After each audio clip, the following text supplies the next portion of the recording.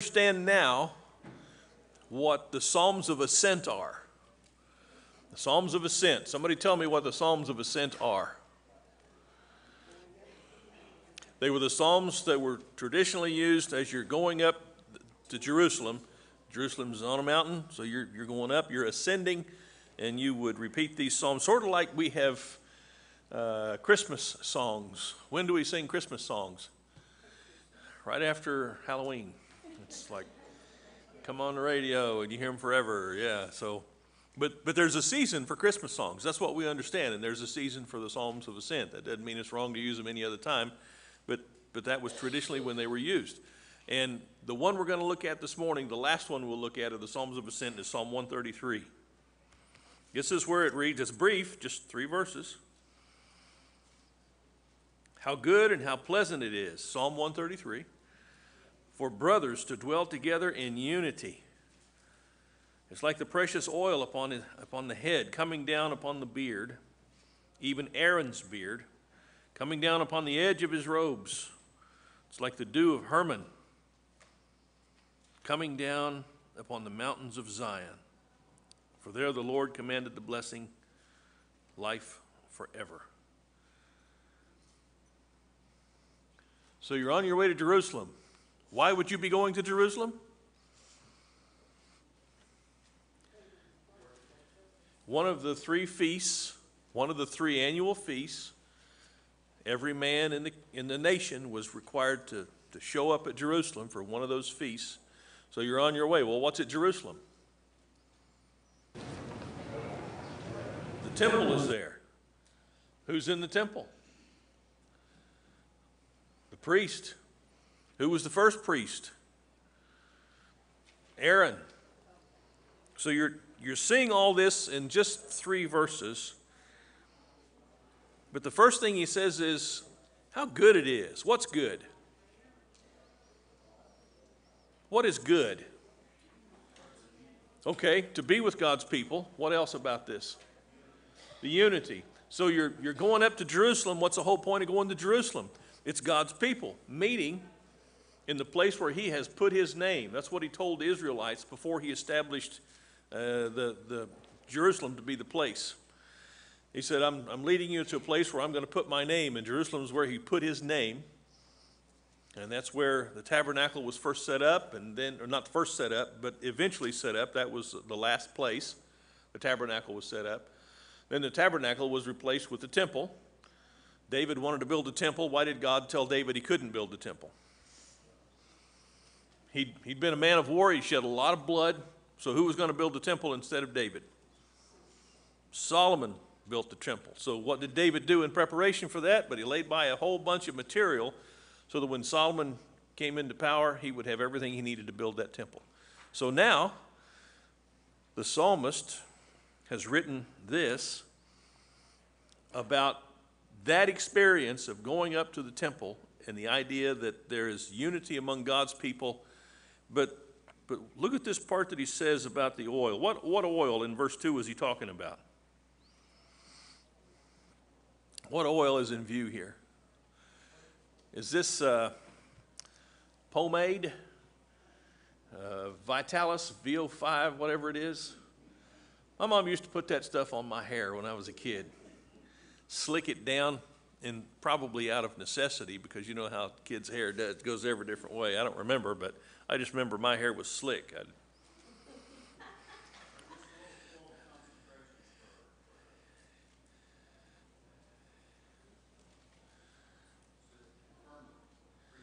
Yes, the consecrated oil that was used to anoint Aaron to be the priest. What did you not have without that anointing oil? You didn't have a priest. You didn't have a priest. So God wrote it in to the instructions in Exodus, told Moses, this is how you anoint your brother Aaron to be the high priest, the first high priest, and this is how you anoint the priests after him, and the anointing was done with oil. And so what's the whole point of pulling out this imagery of the oil? What do you think he's trying to get us to understand? Because he doesn't say, there's not any note. That used to irritate me to some degree when I was in high school and we were studying literature, and somebody would say, well, this is what the author meant. And I always want to stand up and go, well, how do you know that's what he meant? How do you know? And so I'm looking at this and I'm thinking there's no explanation off in the side. We're trying to get something out of this, but what is here to be gotten out? What possibly could that mean? What's the point? What's that? Okay. So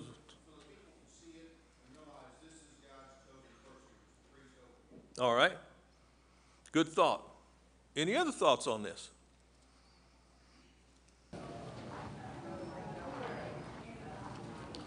We don't typically do it, I don't think. I don't mean to speak for you, but me, coming to church has become a habit, and I often don't really think about the blessing of having a church to come to. And I don't mean the building. I mean the people, but I don't just mean the people. What makes us a church?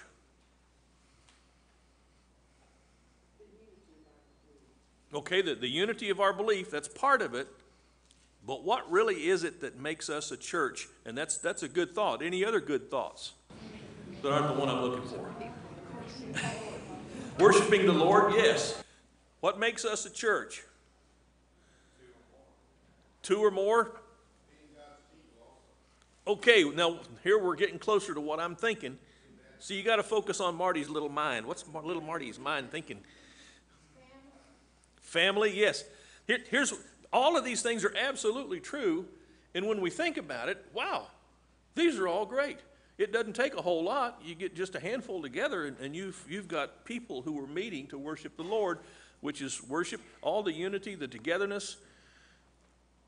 But what makes us a church is the fact that God has condescended to us in a very positive way. We normally use that word in a negative way, but this condescension is what we were desperately in need of.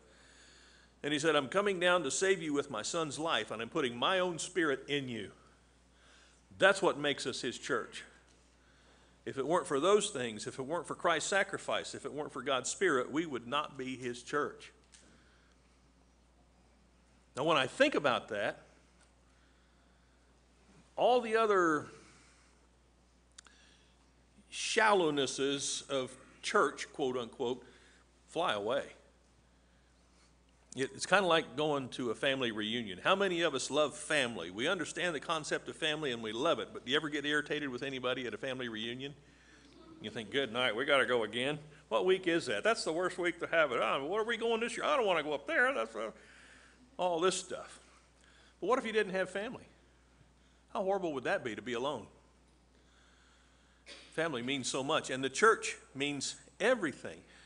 Family is with us while we're here, but the church is what brings us into eternity, that relationship with God.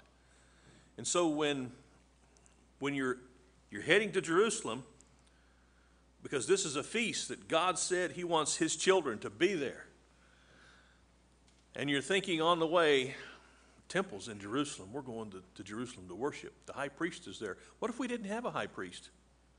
By the way, who's our high priest now? You see? The high priest at that time stood instead of Christ, who was promised, who was coming. But they didn't have the Christ yet. They didn't have the Messiah. When they were reading these, they were looking forward to the Messiah, but what they had at that point was the high priest. But they had a high priest. And this doesn't talk necessarily about the character of whoever happened to be the high priest, but it talks about the fact that God's anointing oil is on him, and through him we have a relationship with God. If it weren't for the high priest, wow. And it's the same now. If it weren't for Jesus, our high priest, there would be no relationship. What's he mean when he talks about the dew of Hermon coming down from the mountain of Zion?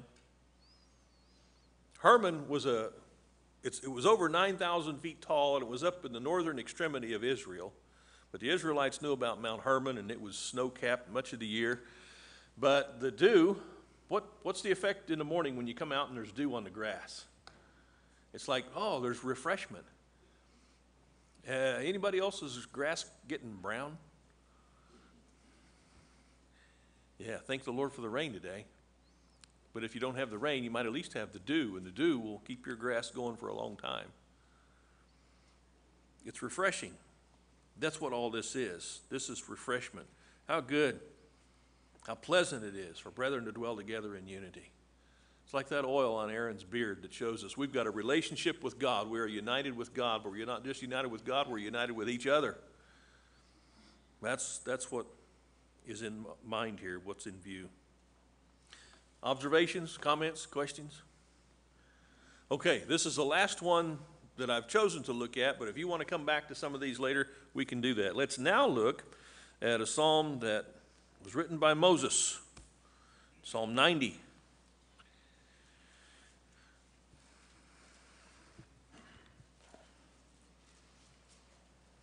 Normally we think of the Psalms being written by David. Not all of them were written by David. This one was written by Moses. Let's do some reading. Let's break it up and get this psalm read. Who would take 1 through 6? Need a reader for 1 through 6. PJ, 1 through 6. 7 through 12. Who's got 7 through 12? Anybody? All right, okay. And then 13 through 17. Need one more literate person. All right, Beckett. Go for it. Lord, you have been our dwelling place in all generations, before the mountains were born, or you gave birth to the earth and the world. Even from everlasting to everlasting, you are God. You turn man back into dust and say, return, O children of men, for 1,000 years in your sight are like yesterday when it passes by. For as a watch in the night, you have swept them away like a flood. They fall asleep. In the morning they are like grass which sprouts anew. In the morning it flourishes and sprouts anew. Toward evening it fades and withers away. And 7 through 12? For we have been consumed by your anger, and by your wrath you have been dismayed. You have placed our iniquities before you, our secret sins in the light of your presence. For all our days have declined in your fury. We have finished our years like the sun. As for the days of our life, they contain 70 years, or if due to strength, 80 years. Yet their pride is but labor and sorrow, for soon it is gone and we fly away. Who understands the power of your anger and your fury, according to the fear that is due you? So teach us to number our days, that we may present to you a heart of wisdom. Do return, O Lord. How long will it be? And be sorry for thy servants. O satisfy us in the morning with thy loving kindness, that we may sing for joy and be glad all of our days. Make us glad according to the days thou hast afflicted us. In the years we have seen evil. Let thy work appear to thy servants, and thy majesty to their children. And let the favor of the Lord our God be upon us. And do confirm for us the work of our hands. Yes, confirm the work of our hands.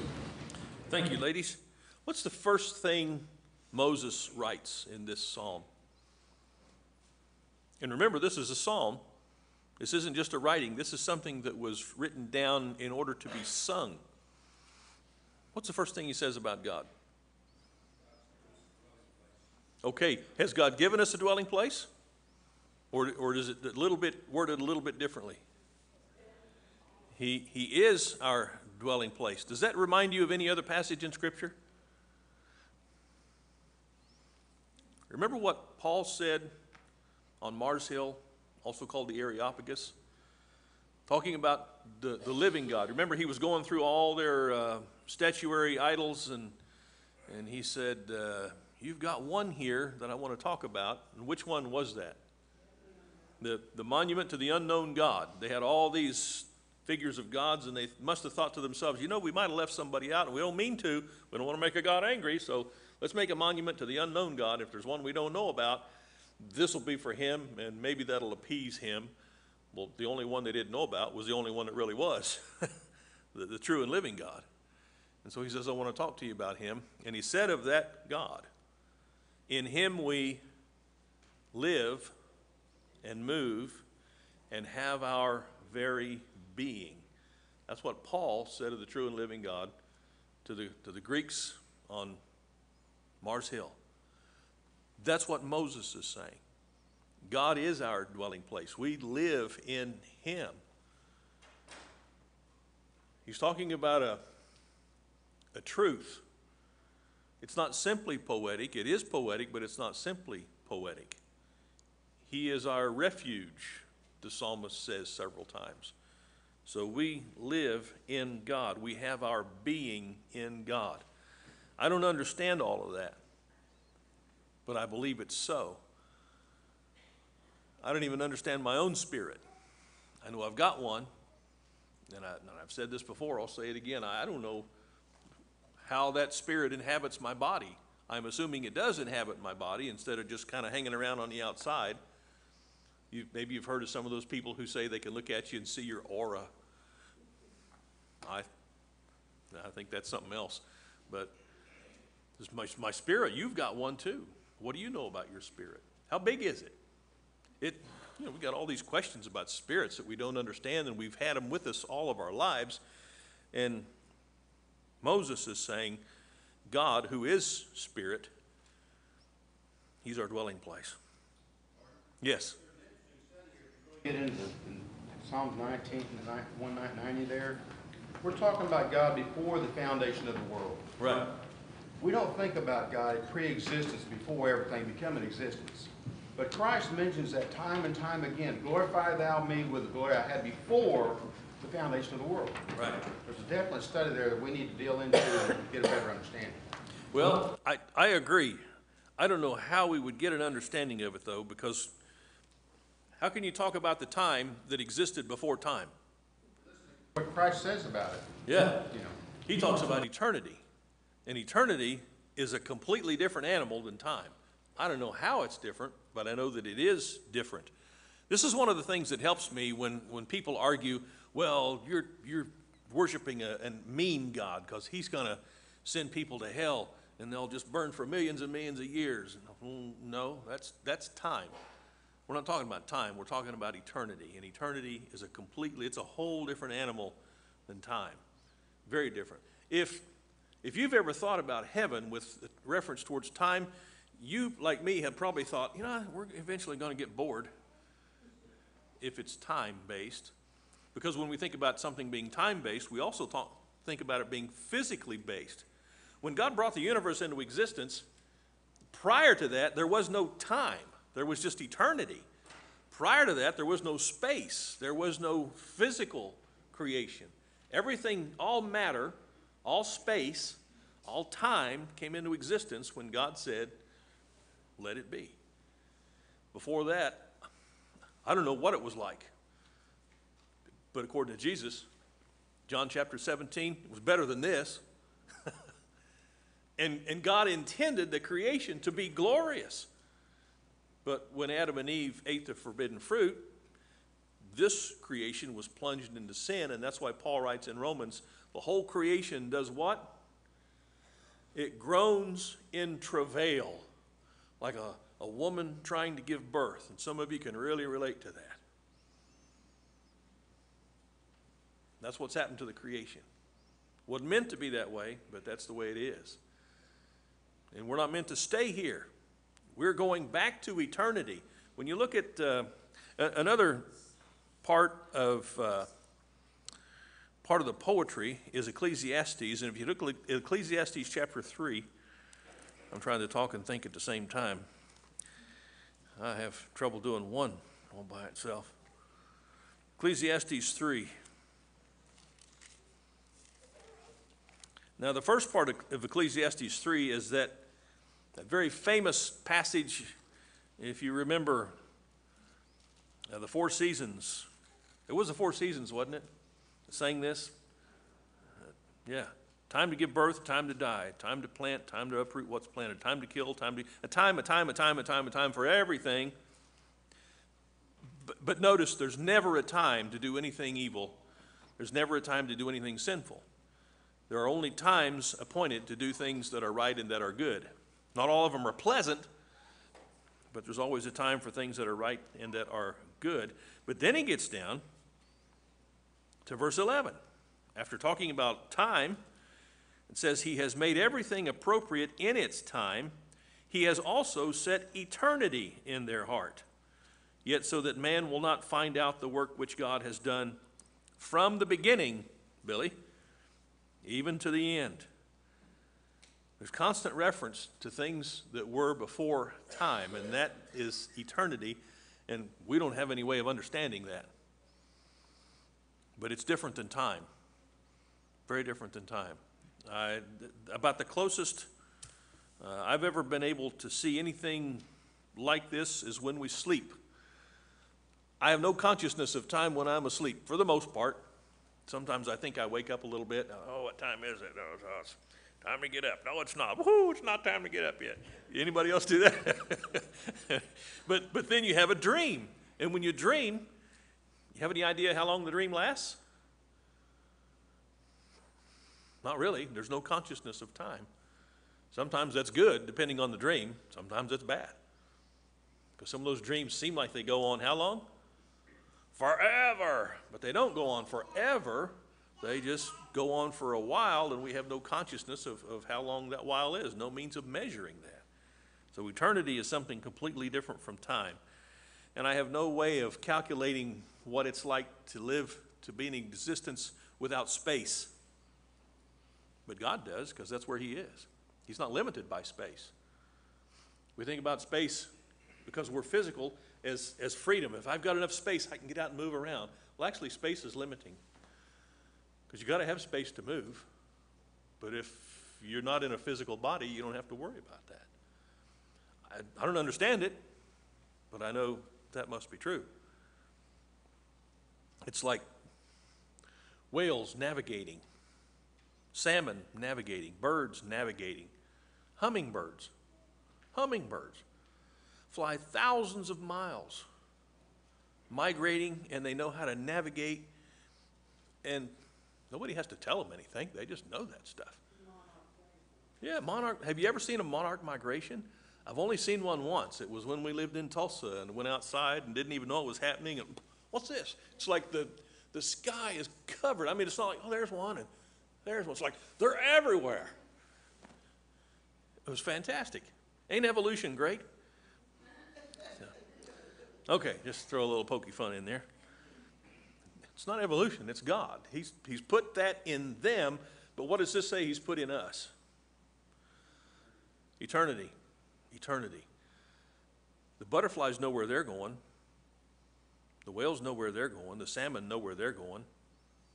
And I say that in the sense, I don't know that they have a consciousness. It's like one salmon says, hey, hurry, we got to get back to Washington. It's time to go back up. Where's Washington? I don't know, but that's where we're going. Come on, follow me.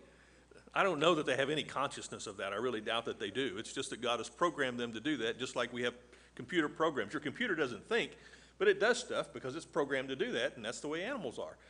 God has put eternity in our heart. We know where we're going. We're going into eternity. We have an understanding we're not going to be here forever. And so when Moses starts this, as God's our dwelling place, well, that changes everything. Because God doesn't live in time. He doesn't live in space. He's not material. If we live in him, then we are set apart from everything in this creation. Any comments? Any observations? All right. Where are we here? Verse 2. We've made it to verse 2. Oh, okay, we've been talking about verse 2. Before the mountains were born, that's back in eternity. You gave birth to the earth and the world. From everlasting to everlasting, you're God. You turn man back into dust. Is that true? We try to keep that from happening. Somebody dies, we stick a bunch of chemicals in them, preserve them, take them down to the museum, stand them up.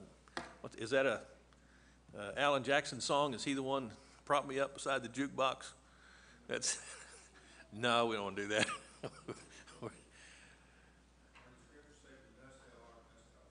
Yes, and one way or another, that's going to be true. We might slow the process.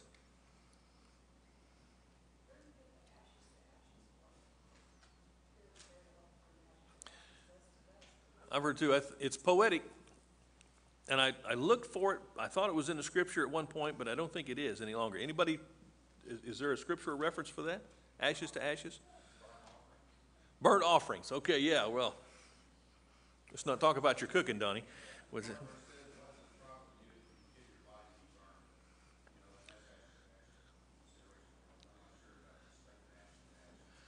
I don't think it's in there, but we understand the idea, and there's the, now I can't think of the term in Hebrew poetry where you say something twice. Yeah, repetition, it's repetition, but there's a word for it. Alliteration, that's where you kind of take the sound and there's a word for it. Okay, there's your assignment for next week. What is the Hebrew term for repeating something twice in different words? But that may be all that is. That's a device, it's called in poetry, to say something to ashes to ashes, dust to dust. John? Fire goes and destroys stuff. It actually helps everything to be reborn, clean. All your stickers, weeds, all that stuff is gone. The good stuff grows out and you start over again. And then all that dies, so it's ashes to ashes, same with dust to dust. We started out at dust, man did, and we returned. Could it be the same principle there, ashes to ashes?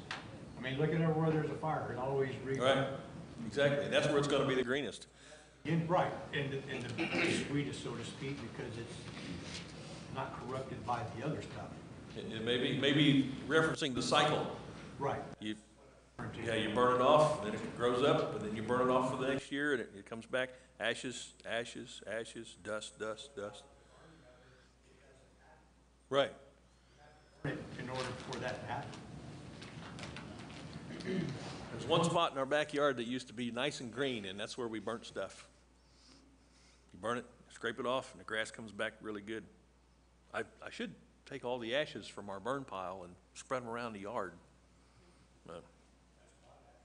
Yeah, it works. You turn man back into dust, and you say, "Return, O children of men, for 1,000 years in your sight are like yesterday when it passes by, or as a watch in the night." Why is that true? That's true because, we just talked about it, God doesn't live in this universe. He brought it into existence, but he doesn't live here. He's in eternity. And in eternity, that's the truth. 1,000 years pass in time in this universe, but it's just like a day.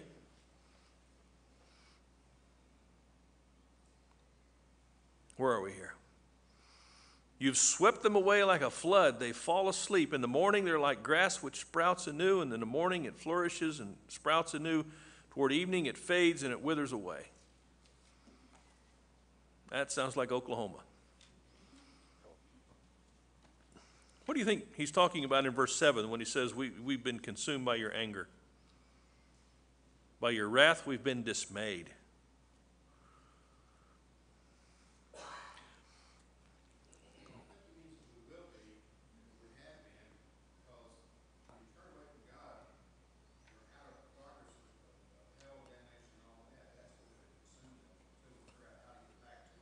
All right. When do you think Moses wrote this?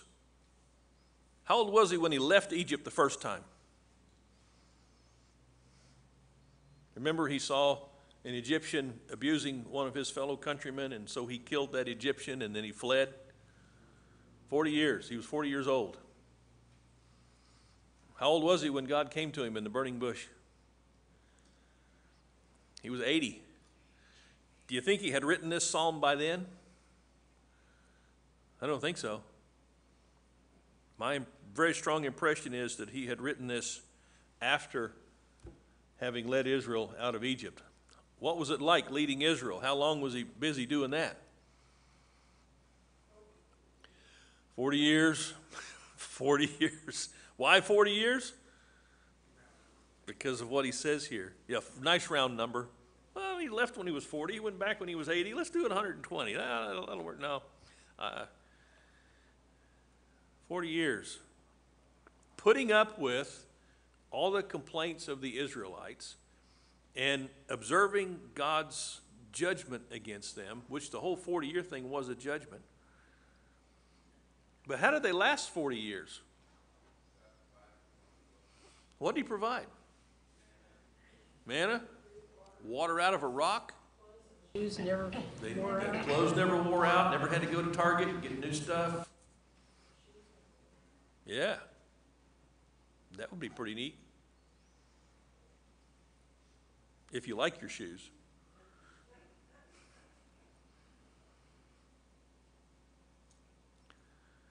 We've been consumed by your anger, and by your wrath we've been dismayed.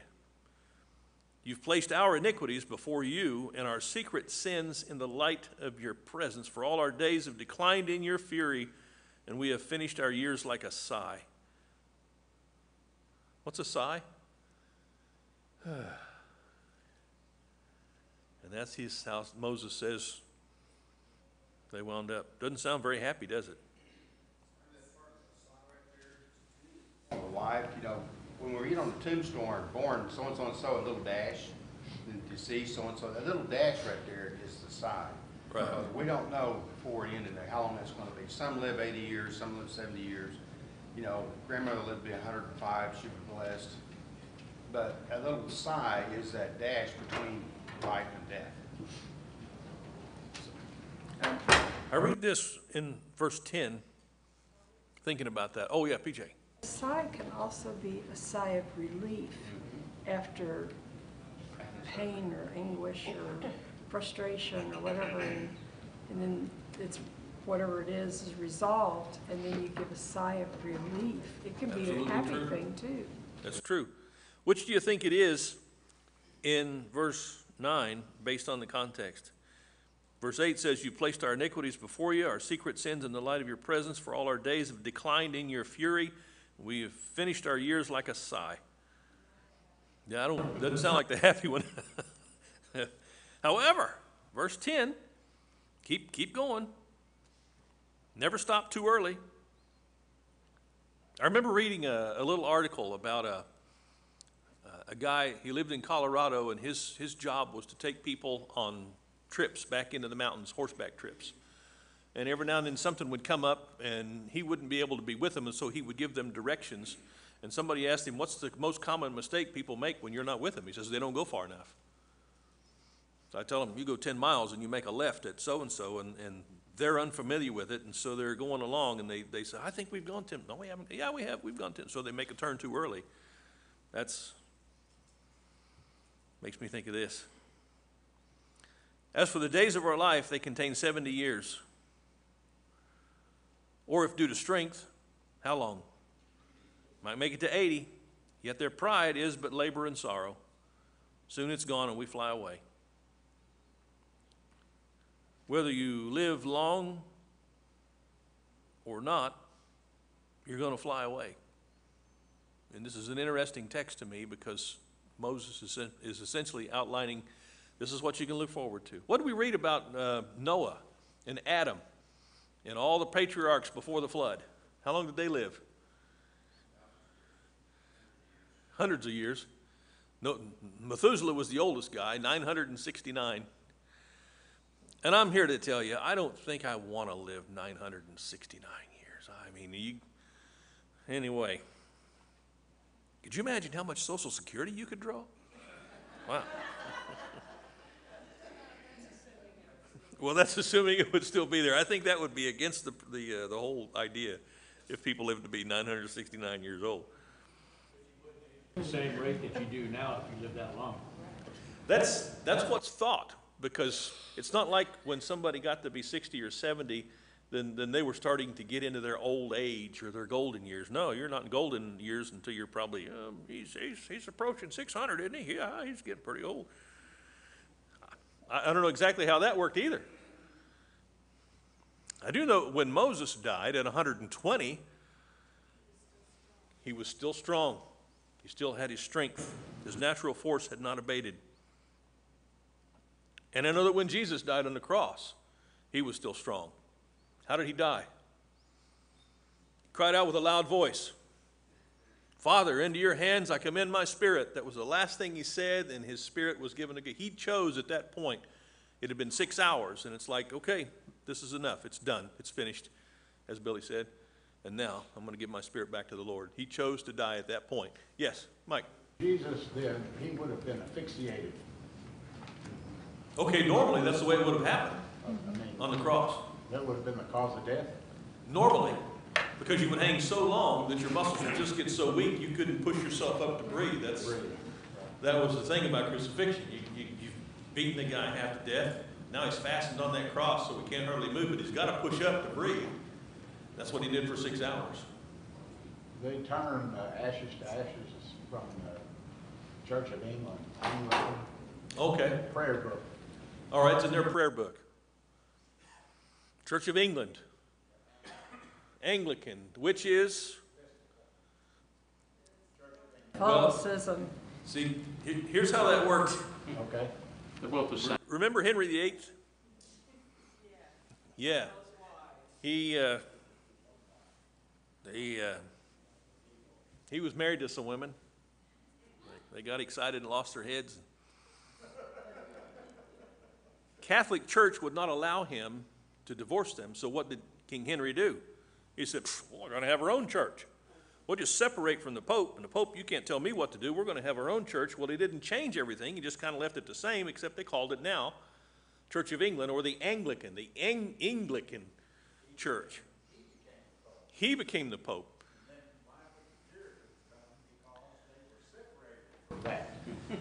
And they brought the Anglican Church over here, and they said, we don't want the king to be in charge of us over here, so we're going to call this church the Episcopal Church, the Episcopos. That's not the Puritans, though. No? No, the Puritans had already separated from the English They're church. called separatists. But that's where the Episcopal Church came from. The Episcopal Church, Boston. right, But the separatists, the Puritans, or what we call the Pilgrims, Right. they were separating themselves from the Church of England. yes. Well, what I'm saying is that the relationship with the Episcopal Church to the Anglican Church is that the Episcopal Church is the American version of the English Church, but the English Church is the English version of the Catholic Church. So it's essentially all Catholicism, just under a different name. And I'm not saying they're all the same. I'm just saying that's how that worked out. So the Samaritans thought they were the true Jews. What did Jesus say to the woman at the well? He said, you don't know what you worship. Could you imagine saying that to somebody today in a conversation about religion? Telling somebody, you don't know what you're doing. Well, who was Jesus to say that? Duh, he was God. He knew. He knew. And he didn't say to her, you guys are so sincere, it's okay, whatever you do is fine, as long as you're sincere. He never said that. He said, you don't know what you're doing. Salvation's of the Jews. Was he being racist at that point? No. He was talking about, this is how my Father laid it out, and you're not doing that. What did John say when John the Baptist showed up preaching about Jesus? He said, the axe is laid to the root of the trees. Every tree that my Father hasn't planted, what's going to happen to it? It's going to be rooted up. And he wasn't just talking about the Samaritans. Who was he speaking to when he said that? He was talking to the Pharisees. Same thing's true today. God knows who his people are. And those who are not his people will eventually be rooted up, the wheat and the tares. This is not something that we should think about in terms of, aha, we're the wheat, we're the good church, we're the rear. We should be thinking about this in terms of preach the gospel so that folks who are lost in the world can come into the family of God. That's how we came to be in the family of God. Somebody told us the truth, and we believed it. And there are other folks out there who need to hear that truth so they can believe it, because they're just as desperate as we were. Well, the bell has rung. One of them has. We're almost done with this psalm. Verses 11 and 12. Who understands the power of your anger and your fury according to the fear that is due you? What's he mean, the fear that is due you? The respect, the honor that you should be getting. So teach us to number our days. What does it mean, number your days? Peter says something similar. He says, this creation is going to burn up. Seeing that all of these things are so to be, what kind of people should we be? Numbering your days. Oh, this is what I'm coming to. If you're in second grade and the teacher leaves the room and people start acting up, of course it wouldn't be you because you're good. You know at some point, teacher's coming back. And you might have rowdy fun at first, but eventually you think, you know what? She ought to be coming back in here. I better get myself together. I better get back to my desk. I better be quiet. I better get my books out and act like I'm being good. Because you know, yeah, it's coming. That's the way it's supposed to be in school anyway, if you're afraid of your teacher. And you should be afraid of your teacher. And that's what Moses is talking about here. Because God's not angry for no reason. He's not angry because he likes being angry. He's angry because he wants us to live the right way. And when we fail to do that, when we rebel against that, it's not like making mistakes. Our children make mistakes. Don't get angry at your kids for making mistakes. But when your children just put their foot down and rebel, you better get your rod out. Blueness of a wound cleanses away evil. That's what Solomon said in Proverbs. All right, let's just stop there at verse 12. And Lord willing, we'll come back and we'll finish this next week. And we'll look at some of the imprecatory psalms. Those are lots of fun. All right. Thank you very much.